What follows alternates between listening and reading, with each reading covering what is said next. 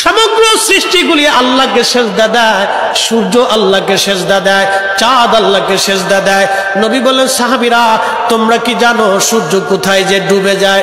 সাহাবীরা বলেন, আল্লাহু রাসূলু আলাম, আল্লাহ জানে এবং নবী ভালো জানে।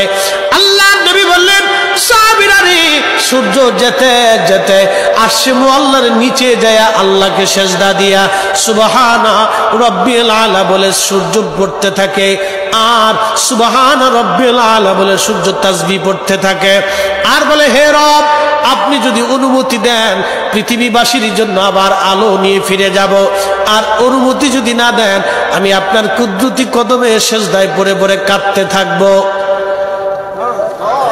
আল্লাহ নবী বললেন, সূর্য থেকে আমার রব অনুমতি দেওয়ার কারণে সকালবেলা তোমরা সূর্যের আলো পাও, কিয়ামতের পূর্ব সময় অনুমতি দেবে না, দেবে না, দেবে না।